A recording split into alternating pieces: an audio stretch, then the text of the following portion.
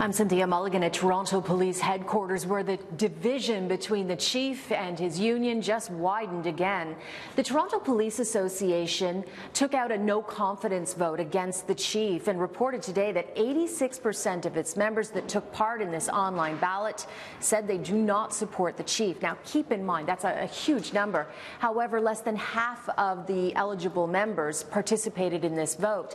Still, union head Mike McCormick says this is proof that it's sending a clear message to the chief that the officers are overworked and understaffed and public safety is at risk. It is indicative of what's going on. And do you want to dismiss over 2,600 people saying we've lost confidence, we feel that the direction is wrong? You can't dismiss that. It's coming from our members. They wanted to have a quantitative piece saying this is how we feel. Why can't we just address the issues that are going on? Frontline staffing is critical. We need to fix what's going on. We need to fix the wait times. We need to fix the response times for our officers responding to calls.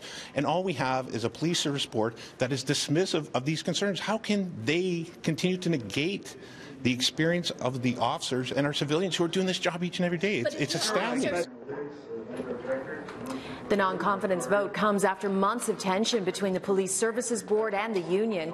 It started when the board approved a massive overhaul of the force, which would reduce the number of officers and trim the billion-dollar police budget.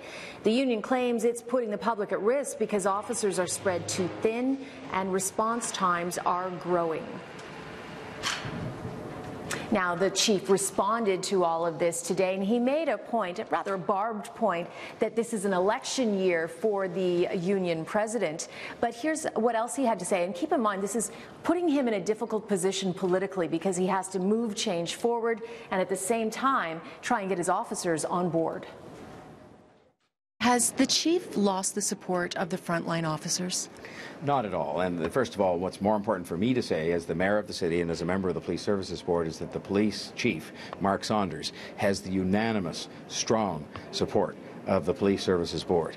He is engaged, and he's actively engaged, and he's competently engaged in a very, very difficult task, which is that of modernizing a police service. But I think he also maintains the confidence, I'm sure, of the majority of the people who work for the Toronto Police Service, who are members of the Toronto Police Service, and of the citizens of the City of Toronto, who he serves, he and his men and women serve each and every day. Do you think you have the support of your members? Yeah, I think I do. I'm listening loud and clear, which is why if you look historically at our journey that we've taken, it hasn't been a straight line, and we've made changes and adjustments as we go, which is important. And part of that is to listen to what the concerns are and move and pivot properly and in accordance to what needs to be done to move things forward. Now, the chief also challenged the union and said that they could become part of the solution and not just a problem. Now, the Police Services Board met here as well today and came up with voted on a couple of key items, including tasers for one. They're going to provide 400 more tasers to frontline officers. That's almost doubling or more than doubling the number of tasers. And they're also going to provide naloxone kits to help people suffering from an overdose to frontline officers in targeted areas where there is the most potential for that to occur.